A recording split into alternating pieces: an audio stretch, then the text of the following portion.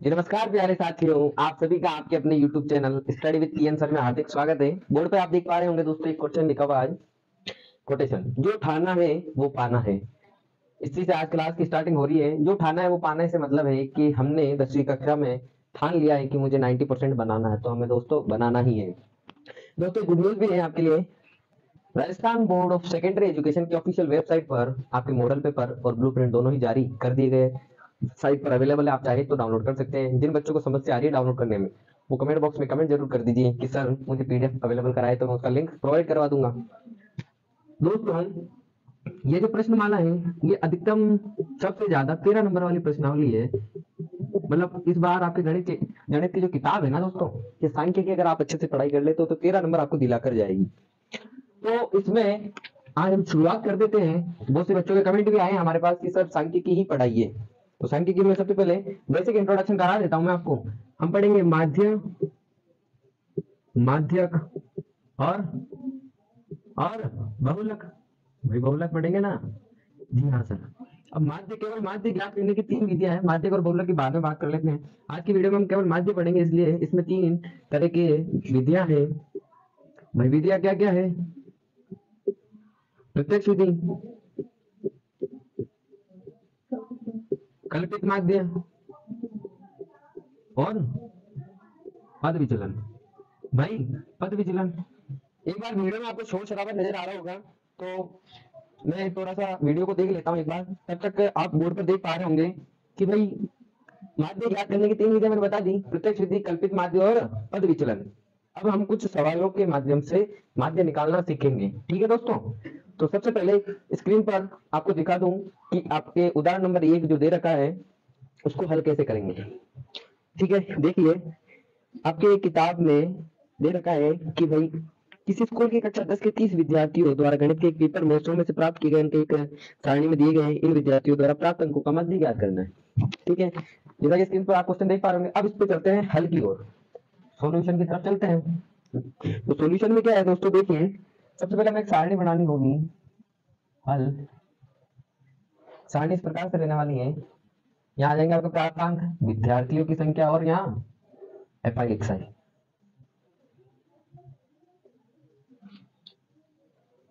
भाई यहाँ तक आ गया। अब प्राप्तांक यहाँ लिख लो, यहाँ स्टूडेंट्स लिख लो, स्टूडेंट्स के संख्या, और यहाँ लिख लो। अब स्टूडेंट की संख्या को क्या बोल देंगे दोस्तों, क्या बोल देंगे? और यहाँ क्या बोल देंगे? सिग्मा एफ एक्स आई। सिग्मा नहीं आएगा, क्यों नहीं आएगा? क्योंकि सिग्मा एफ एक्स आई तो लास्ट में निकालेंगे। अब देखना, एक बार मैं प्राप्तांक और विद्यार्थियों की संख्या लिख दूं। जी हाँ सर, लिख दीजिए। तो देखो पहले आ रहा है 10, 20, 36, 40, 50, 56, 60, 70, 80, 81 और 92, 95। क्या नजर आ रहा है? अब दोस्तों हाँ, स्टूडेंट की तो संख्या लिखनी है लाडलो। ये देखो 1, इसके बाद में 1, फिर 3, 4, 3 2 4 4, 1 1 2 3 1 1 1, देखना 1 1, फिर 2 3 1। 70 के बाद मैंने 72 इस बार भी नहीं लिखा, तो आप वापस देखना, यहाँ पे आ जाएगा आपके 72। वही 60, 70, यहाँ था 72, 80, 81, 92, 95। 72 में देखो, 70 में 4 था, 72 के लिए 1 हो गया। थोड़ा सा 4 में ऊपर लिख देता हूँ। बोर्ड की साइज छोटी, इसलिए दोस्तों थोड़ा सा छोटा लिखना पड़ रहा है। 81 में आपके 2 आ जाएगा, 2 आ गया, और 3 और 1। क्या मैडम यहाँ तक समझ आया? ये तो आपको जमाना इस प्रकार से हल करोगे, तब ऐसी एक सारणी आपको बनानी ही पड़ेगी। भाई यहाँ तक समझ आया क्या? जिन बच्चों को आ रहा है वो क्या करेंगे, कमेंट करेंगे कि हाँ सर यहाँ तक तो समझ आ गया, अब आगे क्या करना है सर थोड़ा सा वो बता दो। तो यहाँ से थोड़ी सी हल्की सी स्पीड में देखना कि मैं 10 को एफ आई एक्स आई को क्या करूंगा, मल्टीप्लाई करूंगा, तो यहाँ 10। अब यहाँ पर आपके जो एक्स आई है ना, वो प्राप्तांक होंगे। भाई प्राप्तांक क्या होंगे? एक्स आई, किताब में भी देख लीजिए, एक्स आई ही होंगे।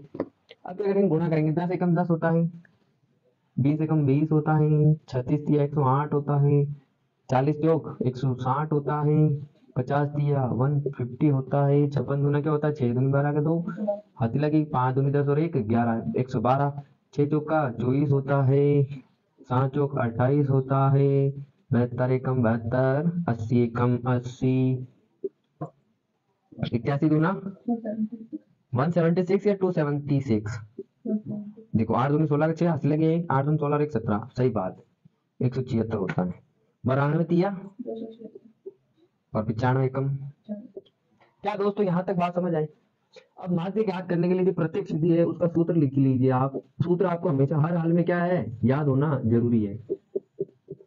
जो माध्य होता है उसको हम डिनोट करते हैं एक्स की बार से। इसका सूत्र होता है sigma f i x i divide by sigma f आई। अब लाडलो एफ आई एक्स आई तो दे रखा, लेकिन सिग्मा नहीं किया, सिग्मा मतलब जोड़ नहीं किया। तो आप एक काम कीजिए, जो भी वीडियो देख रहे हैं किताब को कर दो बंद 2 मिनट के लिए और सिग्मा एफ आई एक्स आई निकालो, किताब में से देख के निकाल लो। सिग्मा एफ आई तो आपको पता ही है 30 है, क्योंकि 30 विद्यार्थी हैं। एफ आई एक्स आई की टोटल क्या होगी, कोई बता सकता है? 1779। तो मान रख दीजिए 1779 डिवाइड बाई 3। आपको बता सकता है कि इसका आंसर क्या आएगा? जिनको भी जो भी वीडियो देख रहे हैं क्या करेंगे, कमेंट करेंगे। इसका आएगा 59.3। ये क्या है आपका माध्य। कौन सी विधि? प्रत्यक्ष विधि। क्या यहाँ तक बात समझ आई लाडलो? भाई यहाँ तक बात समझ आ गई? तो एक बार स्क्रीनशॉट ले लो। ले लिया? Very good. आगे चलते हैं क्वेश्चन संख्या 2 में। अब प्रत्यक्ष विधि को 2 तरीके से हल किया जाता है। एक तो सिंपल साधारण विधि कर ली। अब एक इसमें थोड़ा सा अपन को निकालना होगा वर्ग चिन्ह। तो थोड़ा सा वर्ग चिन्ह के बारे में डिटेल बता दो आप लोगों को। हाँ, तो अगर जाननी है डिटेल तो कमेंट बॉक्स में कमेंट कर दो कि हाँ सर बता दो। बता देता हूँ लाडलो। देखिए वर्ग चिन्ह निकालने का सूत्र क्या होता है, ऊपरी सीमा प्लस निचली सीमा बटावे 2। ये सूत्र आपको हर हाल में याद रखना है। अब ऐसा ही सीधे हल करने वाला क्वेश्चन आपकी बोर्ड स्क्रीन पर देखिए। वर्ग अंतराल 10 से 25, 25 से 40, 40 से 55, 55 से 70, 70 से 85 और 85 से 100। विद्यार्थियों की संख्या दे रखी है 2 3 7 6 6 6। हल करने के लिए आ जाओ लाडलो स्क्रीन पर। ये आ गए, इसको मिटा देता हूँ एक बार। हल करते हैं। हल करते वक्त ध्यान देना। हाँ, एक बार आप लोग बता दीजिए कि वीडियो की क्वालिटी अच्छी है, वॉइस क्लियर आ रही है कि नहीं आ रही है, तो थोड़ा सा मुझे आइडिया हो जाएगा कि हाँ वीडियो एकदम सही चल रही है। भाई समझ में आ रहा है? भाई बोर्ड स्क्रीन पे आपने सवाल तो देख लिया है। अब चलते हैं हल की तरफ। हल करते हैं। तो हल में क्या है, सारणी बनेगी कैसे देखना। ये तो आपकी बनेगी वर्ग अंतराल की, ये विद्यार्थियों की संख्या होगी, ये आपकी वर्ग चिन्ह की, और ये सिग्मा एफ आई एक्स आई की। क्या यहाँ तक बात समझ आई? जी हाँ सर, हमें यहाँ तक बात समझ आ गई। तो यहाँ लिख दो वर्ग अंतराल। भाई एवरीथिंग इज ओके?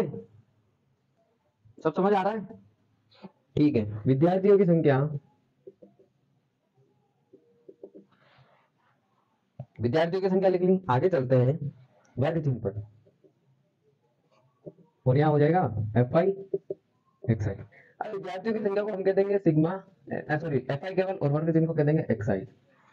वर्ग अंतराल देखिए 10 से पहले 25 दे रखा है, फिर 25 से 40, 40 से 65, 65 से 85, या हाँ 85 तो है। नहीं नहीं देखो 10 से 25, 25 से 40, 40 से 55 है, सॉरी 55 से होगा आपके, क्या होगा 70, 70 से 85 और 85 से 100। अब देखना इसमें दे रखी विद्यार्थियों की संख्या 2 3 और 6 6 6। भाई वीडियो की क्वालिटी एकदम ठीक है? ओके, आगे चलते हैं दोस्तों।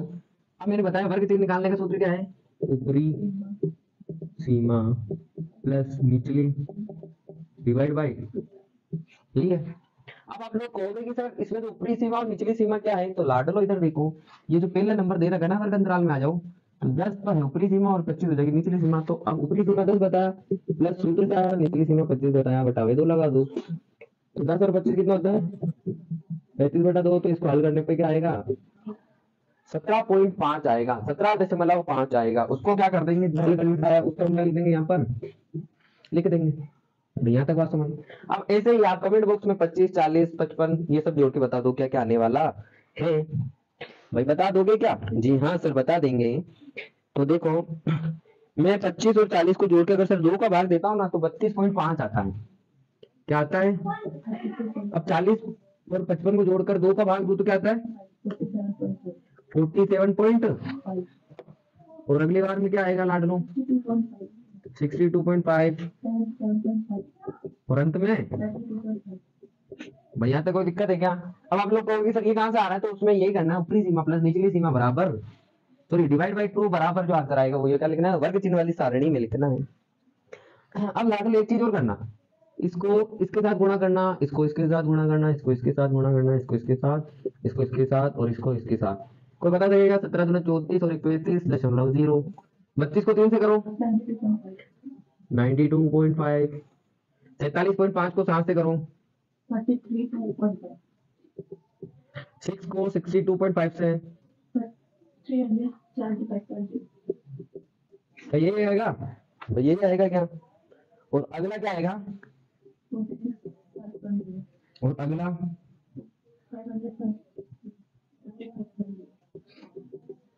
550 आएगा, पॉइंट दशमलव 0। अब क्या करना, इसका भी सूत्र ये होता है x की bar equal to sigma f i x i divide by, उसी प्रकार एफ आई की टोटल और एफ आई एक्स आई की टोटल क्या निकाल लेंगे? जी हाँ सर निकाल लेंगे, कोई बड़ी बात नहीं है। तो बताओ एफ आई एक्स आई की टोटल क्या आएगी? भाई सिग्मा एफ आई की तो ठीक आएगी, आएगी ना भाई, और एफ आई एक्स आई की क्या आएगी? 80 60 आएगा क्या? 1860 आएगा, मतलब 1860। अरे भाई यहाँ तक समझ आया? आएगा आएगा आएगा, खाटू वाला भी आएगा। अब देखना एफ आई एक्स आई की टोटल होगी 1860 डिवाइड बाई सिग्मा एफ आई की टोटल क्या है? भाई 1 0 से 1 0 गया, 3 चंग 18 और 3 19, क्या माध्य 62 आया नहीं आया? अरे आ गया ना, 62 आंसर आ गया। क्या यहाँ तक समझ आया? अगर आपको समझ आ रहा है तो कमेंट बॉक्स में क्या लिखोगे? यस टाइप कर दो। क्या कर दोगे? यस। अब एक बात बताओ, इसको मैंने हल किया, ये कौन सी विधि कहलाएगी? प्रत्यक्ष विधि।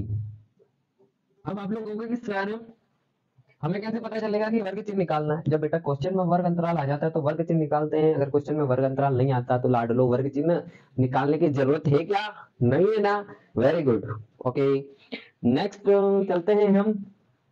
चले भाई नेक्स्ट। ओके स्क्रीनशॉट ले लिया होगा, बार बार कहने की जरूरत नहीं है। वेरी गुड, आगे चलो, आगे चलते हैं। आप करते हैं कल्पित माध्य से हल। अरे भाई कल्पित माध्य से करें क्या हल?